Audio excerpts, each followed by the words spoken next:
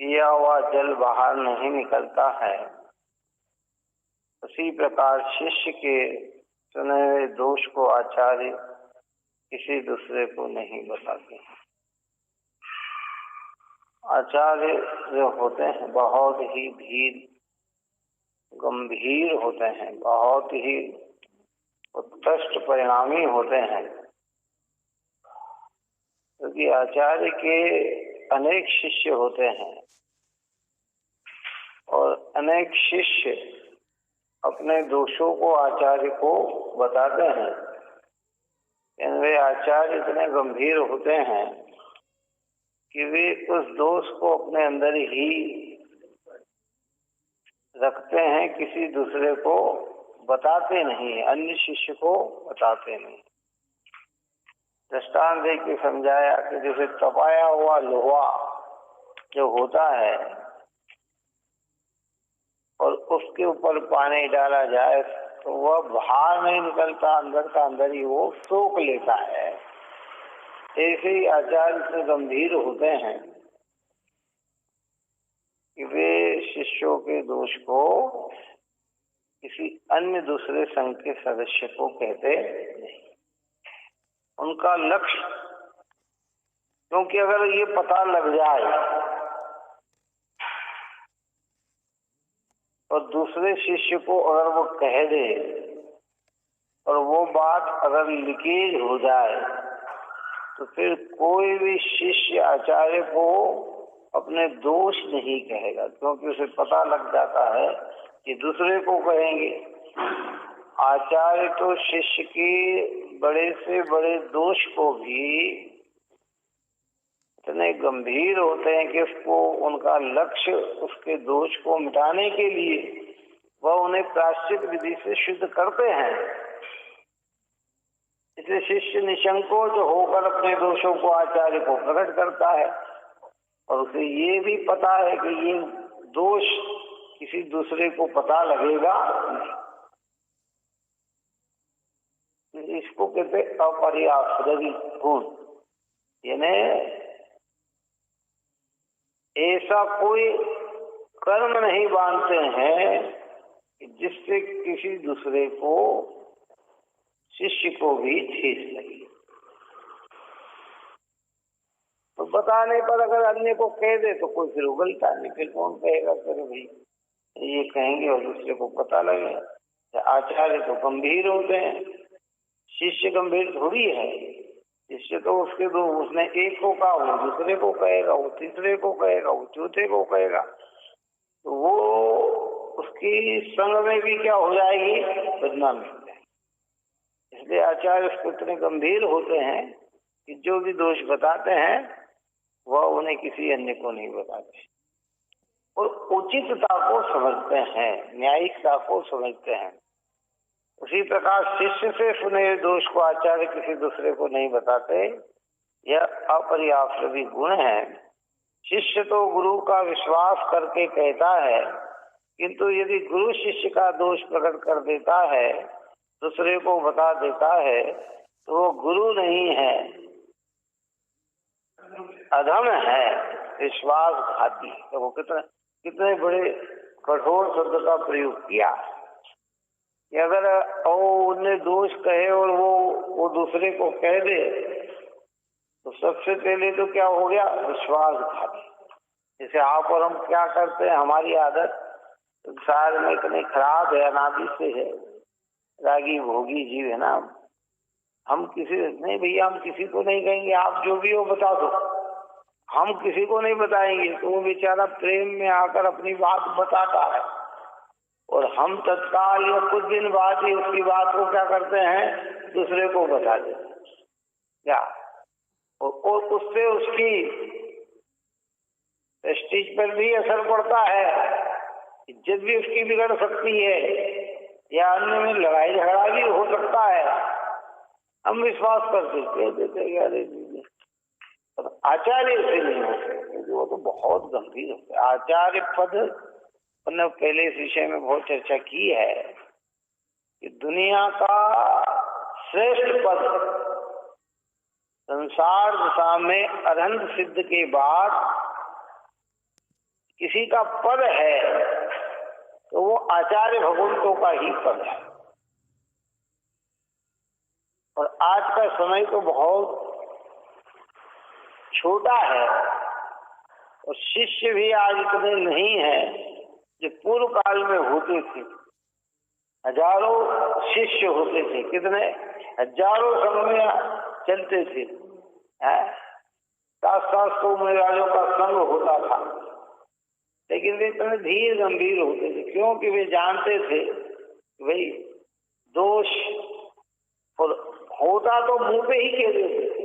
क्या अगर कोई बार बार समझाने पर भी शिष्य अगर नहीं सुधरता या न सुधरे तो फिर उसको ये भय भी दिखाते, नहीं तो ये बात दूसरे को बात पता लग जाएगी, और नहीं तो शिष्य ने सुधारा कर लिया, बात खत्म, किसी को कहने की आवश्यकता ही नहीं पड़ती। ये सब शिक्षार्थी है, यानी आधारवान आचारवान कैसे आचरण करते हैं, कैसा आधार बनाते हैं। क्या आधारवान में अपन ने क्या बात करी थी कि उनका पूरा आधार जो होता है वह जिनागम होता है। क्या होता है, वो किसकी बात करते हैं कि किस आधार से, ऐसे ही कहते हैं पर्याश्रय कितने गंभीर होते हैं। और अगर कह दे तो अधम, अधम का अर्थ होता है पापी। अधम किसको कहते हैं, वो बड़ा अधम है, वो अधम है यानी तो पापी है। क्या, और विश्वासघाती है। हमारे यहाँ तो शास्त्र रत्नगण श्रावकाचार्य में ये लिखा है कि विश्वासघात के समान कोई दूसरा पाप नहीं। सबसे बड़ा पाप क्या है, विश्वासघात। किसी को विश्वास में लेकर उसका घात करना। अब रागी बहु जी आप और हम संसार के ऐसे हैं कि सारे विश्वास अन्य है वे आचार्य मृगाज, जितनी महिमा गाई जाए उतनी कम है। कोई शिष्य अपने दोष को गुरु के द्वारा प्रकट किया गया जानकर दुखी होकर आत्मघात कर लेता है। जब कितना काम, अगर शिष्य की अपने दोष, अरे आचार्य कह दो शिष्य संग में उसकी अभिनयता हो जाए, संघ के लोग उसे पापी मानने लगे तो मन मन में इतना खिंच जाए तो आत्मघात करने का भी विकल्प कर भी सकता है। विश्वासघात में ऐसे ही होता है। कोई बहुत गहरी बातें होती है ना, छोटी मोटी बात, अगर रुपए पैसे का नुकसान हो या आमने सामने का नुकसान हो या जमीन जायदाद का नुकसान हो, वो तो आदमी सहन कर लेता है। लेकिन जब कोई इज्जत की बात आ जाती है, प्रतिष्ठा की बात आती है, और मान लो किसी ने बताया और वो उसको ये भय लग जाए कि ये व्यक्ति मेरी बात समाज में कह देगा या कर लेगा, तो उसको एक ही रास्ता दिखता है। क्या दिखता है कि अपन रहे ही नहीं तो फिर यहाँ इज्जत भी बिगड़े तो क्या, तो वो क्या करता, आत्मघात कर लेता। तो मुनि जीवन में भी संग में डर लगा देता है। इसलिए गुरु इतने गंभीर होते हैं कि किसकी बात किसके सामने कहना और किसकी बात किसके सामने न कहना। जैसी मेरी अवज्ञा की है वैसी ही तुम्हारी भी अवज्ञा करूंगा, है ना। आत्मघात कर लेता। कोई क्रोध में आकर रत्नत्रय का त्याग कर देता है, इतना गुस्सा आ जाता है। वहां भी त्याग, रत्नत्रय का मतलब क्या, भारी आचरण में जो है ना, कई लोग होते हैं ना धर्म के अंदर कोई ऐसा हो और ऐसा हो जाता है तो बाप ये आज से हमारा इस चीज के त्याग, हम मंदिर ही नहीं आएंगे, हम फलाने नहीं करेंगे, हम स्वाध्याय नहीं सुनेंगे, हम ऐसा नहीं करेंगे। तो वो क्रोध में आकर वो चीज का भी है। कोई गुरु की दुष्टता जानकर अन्य संग में चला जाता है। जैसी मेरी अवज्ञा है वैसी तुम्हारी भी अवज्ञा करूंगा, इस प्रकार समस्त संघ में प्रकट घोषणा कर देता है, जिससे समस्त संघ का आचार्य पर से विश्वास उठ जाता है आचार्य सभी को के त्याज्य हो जाते हैं, इसलिए बहुत दूर से बहुत कहने से कथन बढ़ जाएगा। अतः अपरियाश्रवी गुण का धारक ही आचार्य को होना, इतना गंभीर होना चाहिए आचार्य।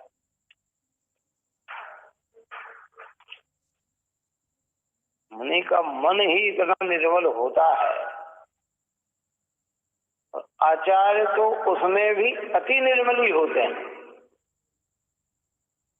धीरे धीरे गंभीर जो होता है, समुद्र की भांति कितनी धीरता है और कितना गंभीर है वो, सबको अपने अंदर समा लेता है। जो चीज डाली जाए समुद्र सबको समा लेता है, सब नदियों को। क्यों? समुद्र के अंदर की मालूम आपको क्या व्यवस्था है? समुद्र में जब बरसात होती है तो पानी गंदा भी आता है तो वो क्या करता है, सबको अपने अंदर समा लेता है। दूसरा भी पानी आता, आकाश से जो निर्मल पानी गिरता है उसको भी अपने अंदर समा लेता है। कौन? जो पृथ्वी से टच होके जाता है वो तो पानी क्या हो जाता है, गंदा हो जाता है। जो डायरेक्ट आकाश से गिरता है वो तो पानी स्वच्छ है ना, वो सबको अपने अंदर क्या करता है, समाविष्ट कर लेता है। तो आचार्य ऐसे होते हैं कि कैसी गलतियां हो और अगर शिष्य ने कही है तो उसको गंभीरता से, हाँ, उसको प्रायश्चित विधि से शुद्ध करेंगे। उसको कहा ना कि जाओ वहां जाके खड़े हो जाओ और ये इसका प्रायश्चित है। याद है, शिष्य दूसरे शिष्य पूछते हैं आचार्य से, महाराज जी इनने क्या किया तो आपने इनको ये प्रायश्चित दिया? नहीं बता। वो खुद मुनिराज कह देगा कि मेरे से ये गलती हो गई और महाराज जी ने मुझे ये प्रायश्चित दिया है, तो बात अलग है। लेकिन वे अपनी तरफ से नहीं बताते कि इसने क्या गलती की। प्रयोजन उनका, क्योंकि उनका उद्देश्य शिष्य को लाइन पे लाने का होता है, उसकी इंसल्ट करने का, हीन दिखाने का, क्लेश भाव बढ़ाने का उनका कहीं से कहीं उद्देश्य होता। और हम तो चाहकर ही ये बात बताते हैं कैसी कि समाज में ये बात मालूम पड़े तो अच्छी इसकी बुराई होना चाहिए, इसकी निंदा होना चाहिए, इसका ऐसा होना चाहिए।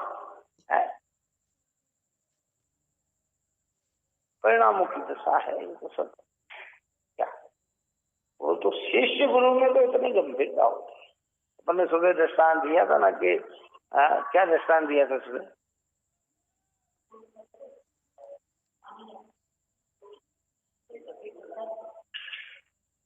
क्या दृष्टांत दिया था? मैंने बहुत सरल दृष्टांत दिया था। गुरु होते हैं कुमार और शिष्य होता है ग्राम। क्या होता है? गुरु क्या होता है? कुमार। और जब कुमार घड़ा बनाता है ना तो घड़े के अंदर कुछ मोच रह जाती है, कुछ उबड़ खाबड़ जगह रह जाती है। तो वो कुमार क्या करता है कि नीचे से तो हथेली का सहारा देता है और ऊपर से ऐसे टप टप करता है जिससे उसकी बात निकल जाती है। क्या निकल जाती है? और घड़ा गोल मटोल दिखने लगता है। बात ही समझ में कि नहीं? वो कितना गंभीर होता है। अगर वो नीचे से हथेली का सहारा न दे इसका और खाली ऊपर से ठप ठप ही करे तो घड़ा पूरा ही टूट जाएगा। लेकिन वो शिष्य का तो ऐसे आचार्य भगवान तो होते हैं जो अपने बच्चे हैं शिष्य, उनमें दोष वो जानते हैं जो नए नए हैं, दोष लगना स्वाभाविक है। दोष लग जाता है तो नीचे से ऊपर से तो फटकार भी लगाते हैं और नीचे से प्रेम का हाथ भी। ऐसा नहीं कि वो उसको ऐसी फटकार लगाए कि वो संगी छोड़कर भाग जाए या व्रति तोड़कर भाग जाए, ऐसा नहीं है। उसको बहुत, और जब फिर अति बार बार समझाने पर भी बार बार दोष लगाते हैं तो ये ऊपर में अपन ने चर्चा की कि महाराज स्वयं कहते हैं कि तुम हमारे संग से निकल जाओ, क्योंकि तुम एक गलती करोगे और सारे संग की ही बदनामी होगी। किसकी बदनामी होगी? सारे संग की बदनामी। गलती कौन करेगा? एक करेगा। एक व्यक्ति ने गलती करी, अरे ये उनके संग, अरे भैया वहां तो सब ऐसे ही है, जैसे हमारे चल रहे, अरे साहब ये तो सब कौन घड़िया ऐसे ही होते हैं, कैसे होते हैं? ये तो सब ऐसे ही होते हैं। या फिर कोई महाराज जी के विषय में भी कहे, अरे ऐसा वो महाराज जी ने ऐसा, अरे ये तो सब महाराज जी ऐसे ही होते हैं, जबकि होते कितने विरल है। हर व्यक्ति दोषयुक्त नहीं होता है क्या, परंतु एक के साथ साथ सभी ही क्या हो जाते हैं, बस क्या ऐसे यहाँ कहते हैं कि भैया वे जिस संघ में संघ का आचार्य पर से विश्वास उड़ जाता है, आचार्य सभी के त्याज होते हैं, इसलिए बहुत दोष आते, बहुत करने से कथन बढ़ जाएगा, क्योंकि इसका बहुत कथन करने से क्या होगा कि कथन बढ़ जाएगा। अतः अपर्याश्रवी गुण का धारक ही आचार्य को होना चाहिए कि वह जितने भी शिष्य के दोष सुने उन सब दोष को अपने अंदर ही छिपा ले, वह किसी के भी दोष को किसी दूसरे के सामने ले। और इतनी शक्ति किसके पास, आप और हम देखो हमारी ताकत कितनी, कि हम कोई भी नई बात सुनते हैं तो 5 मिनट भी हम पचाने की क्षमता नहीं रखते हैं। कितनी बात, जैसे किसी की बाजार में भी अगर किसी की बात हमने सुनी, चाहे वो समाज संबंधी हो, चाहे शादी सगाई संबंधी हो, या किसी की सगाई टूट गई हो संबंधी हो, जैसे ही हमने सुना कि हम चाहते हैं कि ये बात इनको भी पता लगे, ये बात इनको भी पता लगे, ये बात उनको भी पता लगे, हम छिपा ही नहीं सकते। और आचार्य कितने गंभीर होते हैं कि वो सबको सारी बातों को क्या करते हैं, अपने अंदर। शिष्य का दोष लगा, अपने अंदर छिपा ले। दूसरे संघ में भी दोष लगते हैं तो उसमें भी संतोष रखते हैं, जानते हैं कि अरे क्या है। सबके सामान्य में इन बातों का महत्व नहीं है, लेकिन मोक्ष मार्ग में चलने वाले और मोक्ष को प्राप्त करने वाले जीव जब इस पथ से गुजरते हैं तो वो इतने गंभीर होते ही होते हैं। आचार्य बन के मोक्ष हो ये जरूरी नहीं है, आचार्य पद धारण करके मोक्ष हो ये भी जरूरी नहीं है, पर अगर आचार्य बन जाते हैं तो इतनी गंभीरता उनके अंदर होती ही है। कई लोगों के विषय में अपन भी बात करते हैं, अरे साहब बहुत गंभीर है, इतना सुनते हैं, फिर भी मजाल है कि किसी की बुराई किसी के सामने कर दे, ऐसा भी कर देते हैं क्या, तो चुप रहते हैं। ये उनकी गंभीर, ऐसे आचार्य तो इससे भी बहुत अधिक गंभीर होते हैं। आखिरी निर्यापक, आचार्य को निर्यापक गुण का धारी होना चाहिए। जैसे खेवटिया समस्त बाधाओं को टाल कर नाव को पाल उतार ले जाता है, इसी प्रकार आचार्य भी शिष्यों को अनेक विघ्नों से बचाकर संसार समुद्र से पार कर देता है। ये जितनी चर्चा ऊपर में चल रही है ये सब व्यवहारिक चर्चा है, नैमित्तिक की चर्चा है ना। जब अध्यात्म की बात करेंगे तो यहाँ अपन क्या करेंगे, जब सिद्धांत की जो सुबह की गाथा के आधार से बात चलेंगी तो वहाँ एक द्रव्य दूसरे द्रव्य का कल्याण नहीं कर सकता, एक द्रव्य दूसरे द्रव्य को संसार से पार नहीं उतार सकता, स्वयं से ही उतरता है। पर निमित्त नैमित्तिकता में ये बात है कि आचार्य निर्यापक है, इतने गंभीर आचार्य हैं कि वे अपने संग में रहने वाले, जैसे खेवटिया नाव चलाने वाला, अगर तूफान भी आ जाए, कुछ और भी आ जाए, तो भी उसका प्रयत्न यही रहता है कि मैं बैठे हुए जितने भी नाव में है उनको सुरक्षित अपनी जगह पहुंचा दूं। ऐसे आचार्य के भी परिणाम ऐसे होते हैं कि मेरे संग में रहने वाले सारे शिष्य जन्म मरण का भाव करके, संसार के दुख का भाव करके मोक्ष को प्राप्त करे, और उसके लिए वे संलग्न प्रयत्नशील रहते हैं। अगर बालक कोई गलती करता है, शिष्य गलती करता है, उसे तत्काल उस गलती से छुड़ाने के लिए वे अपनी तरफ से प्रक्रिया प्रारंभ कर। उद्देश्य क्या उनका? भद्रबाहु समय में है ना, तब आचार्य ने देखा कि यहाँ दुष्काल पड़ रहा है, यहाँ अपना धर्म सुरक्षित नहीं दे सकता है, सारे संघ को आज्ञा दे दी। क्या दे दी? भाई चलो दक्षिण की ओर। क्या कहा कि चलो दक्षिण की ओर। जो जो आचार्य की आज्ञा के अनुकूल चले वे इस दिगंबर धारा को आज तक बनाए हैं, और जो यहाँ रह गए उन्होंने इस दिगंबर मूल को ही खत्म कर दिया। अगर सब यहाँ रह जाते तो आज आप और हम दिगंबर नहीं कहलाते, इतिहास ही खत्म हो जाता है। बात समझ में आएगी? अगर सभी इधर रह जाते ना, क्योंकि यहाँ तो भयानक अकाल पड़ा, तो शिथिलता के कारण सबने धर्म चेंज कर लिया, अपनी अपनी व्यवस्था को चेंज कर दी। अगर यही प्रक्रिया रहती और सारे साधु यहाँ रह जाते तो वे भी उसमें लिप्त हो जाते, लेकिन उधर की ओर चले गए तो वहाँ देखो आज तो बहुत सरलता समझ लो। आज तो दक्षिण जाने के लिए कहाँ, चाहे वो हमारा क्या कहते हैं इसका सोनवेल बोला हो, कर्नाटक हो, है ना, चेन्नई हो, आज तो ज्यादा से ज्यादा 24 घंटे 36 घंटे में पहुंच जाते हैं। कहाँ पहुंच जाते हैं?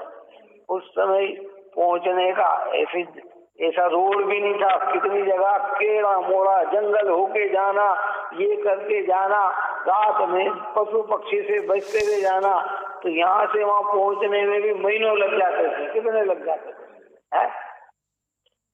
महीनों लग जाते थे। लेकिन वो उस प्रतिकूलता में उधर निकल गए, और जहाँ निकल गए तो हमारी ये दिगंबर आमनाएं आज सुरक्षित है। बात समझ में आई? देखो काल दोष का कैसा परिवर्तन है। जहाँ दिगंबर आमनाएं सुरक्षित रही, वहां आज दिगंबर जीव नहीं मिल रहे दक्षिण में सार, जबकि वहां सुरक्षित रखा गया दिगंबर, मूल आमनाएं को सुरक्षित रखा, लेकिन काल दोष के चक्र में ऐसी व्यवस्था होगी। इधर के लोगों ने शिथिलता दी, श्वेतांबर की उत्पत्ति हो गई, धीरे धीरे वस्त्र रखने लगे, भोजन के लिए टिफिन होने लगा, घर घर जाकर लेने लगे। वो तो पूरा दृष्टांत अपने को है ही पता, किस तरीके से क्या व्यवस्था चली है। तो वो क्रमानुसार वो कार्य हुआ, तो दिगंबर आमनाएं कमजोर पड़ गई। और हाँ, मिलने वालों ने कहा, गृहस्थों ने रोका। गृहस्थ ने कहा कि आप चिंता मत करिए, आप यहीं रहिए, हम आपके आहार पानी आदि की सब व्यवस्था करेंगे।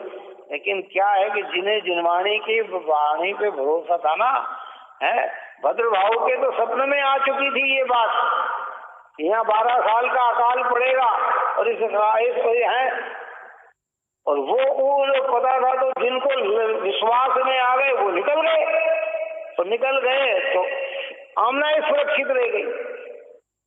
और जिनको अरे ठीक है तो सपना है, क्या हुआ, क्या आएगा, क्या नहीं। देखो हमारे भोगियों के सपनों का महत्व नहीं है। दर्शनाचार्य ने भी सपना देखा तो कितना पवित्रता का कार्य हुआ है, और देखा कह रहे 2 युवा बेल चले आ रहे हैं, तो 2-4 दिन में संयोग भी मिल गया। क्या मिल गया? दिगंबर मिल गया है। आचार्य को उनको भोग के सपने थोड़ी आते हैं, उनको काय के सपने आएंगे है। और उसके अंदर है माता को सपना आए सोने, इनको आए, तो भोगी माता थोड़ी थी है। तो ठीक है, योग बना, आए, और जब से आए तब से प्रारंभता हुई और व्यवस्था ऐसी बनी, और जैसे सपन में देखा उसका उत्तर आया। जीव भी ऐसा ही हुआ और उसने वही कार्य किए जो सपन का फल है। हमें तो कब न जाने क्या क्या सपना आ जाए, हमारे सपना कभी सच्चे नहीं होते हैं क्या। अब ब्रह्मणा जरूर वगैरह। अच्छा मैंने तो पहले उस रोज भी कहा था कि आप और हम सपने में तो अनेक चीजें देखते हैं, लेकिन व्यक्त तो वो ही करते हैं जिससे हमको प्रशंसा मिले। क्या मिले भाई? सपने में लड़ाई झगड़ा किया हो तो किसी को नहीं कहेंगे कि हमने रात में तुमसे लड़े थे, हम सपनों में लड़े हैं। गलत काम हुए तो नहीं कहेंगे, वो लगेगा अरे नहीं साहब मैंने तो सपने में देखा कि मैं आज भगवान के चरण छू रहा हूँ, तो देखो मैंने तो आज सपने मैंने तो ये देखा स्वाध्याय सुन रहा हूँ, तो वो बात करेंगे हम, वो बताएंगे है। हमने देखा तीर्थ क्षेत्र बनना गए, तो वो बात बताएंगे हम क्या। लेकिन अपने विकृति भाव को हम कभी व्यक्त करना चाहते नहीं, इसलिए हमारे सपनों का कोई महत्व नहीं। और कदाचित कल्पना के अनुसार कोई हकीकत में कार्य भी हो जाए तो उसको है ना इतना रूप नहीं देना कि देखो मैंने ये सोचा था, ये ऐसा हो गया, मैंने ऐसा, जैसे कोई बहुत बीमार था, बीमार है कई दिन, डॉक्टर ने भी कह दिया कि अभी ये ज्यादा समय नहीं रह पाएंगे, इनकी स्वास्थ्य है। और मान लो कभी हमारे सपनों में ऐसे ही आ जाए कि आज शांत हो गए, और सुबह हम खोले तो लगे कि शांति हो गई, तो हम गौरे साहब मेरे को रात में बिल्कुल सपना आ गया था और हकीकत में हो गया। कि वो कोई तेरे सपने से नहीं हुआ भाई, वो तो उसकी योग्यता ही होते, ऐसे नहीं होते हैं। बच्चे पेपर दे रहे हैं, ये दे रहे हैं, वो दे रहे हैं, और सपने में आ गया कि अरे बच्चा अच्छे नंबर से पास हो गया और हो जाए, तो हम कह रहे थे हमने तो सपना देख लिया था कि ये ऐसे हो गया, कि किसी से कुछ नहीं, तो जो प्रक्रिया होना थी। लेकिन अज्ञानी हो कोई इन चीजें, व्यापार में है, मान लो शंका ही जा रहे हो कि इसमें अपने को नुकसान लगेगा, इसमें नुकसान लगेगा, इसमें नुकसान है, और आपको सपनों में अपन ने देख लिया अरे बहुत बड़ा घाटा लग गया, और घाटा ही लग जाए, अरे भैया मैंने तो पहले ही देख लिया था सपना, तेरे सपने देखने से कुछ नहीं हुआ भाई। व्यवस्था तो व्यवस्था के अनुरूप चलती है, इसलिए यहाँ ये कहते हैं ऐसे निर्यापक है कि उसी प्रकार आचार्य भी शिष्यों को अनेक विघ्नों से बचाकर संसार समुद्र से पार कर देता है। इस प्रकार आचारवान, आधारवान, व्यवहारवान, प्रकर्ता, अपयो, हाँ विश्वसी, अपीड़क, अपरयाश्रय, निर्यापक आचार्य के इन 8 गुणों को धारण करने वाले से गुणों में अनुराग करना या आचार्य भक्ति है। ऐसे आचार्य के गुणों का स्मरण करके आचार्य का स्तवन वंदन कर अर्घ उतारण जो पुरुष करता है वो पाप संसार की परिपाटी को नष्ट करके अक्षय सुख को प्राप्त करता है, इसे वितरागी गुरु कहते हैं। इस प्रकार आचार्य भक्ति भावना का वर्णन किया। ये अपने 11 नंबर की 16 कारण भावना में 11 नंबर की भावना पूर्ण हुई। अब आगे अपने भौतिक भक्ति भावना की चर्चा करेंगे। इतना पवित्र है ये सारी, ये 16 कारण की एक एक भावना इतनी पवित्र है कि अगर इनका आधार हमारे जीवन में बने तो भाई सम्यक दर्शन दूर नहीं है, मुक्ति का मार्ग दूर नहीं है।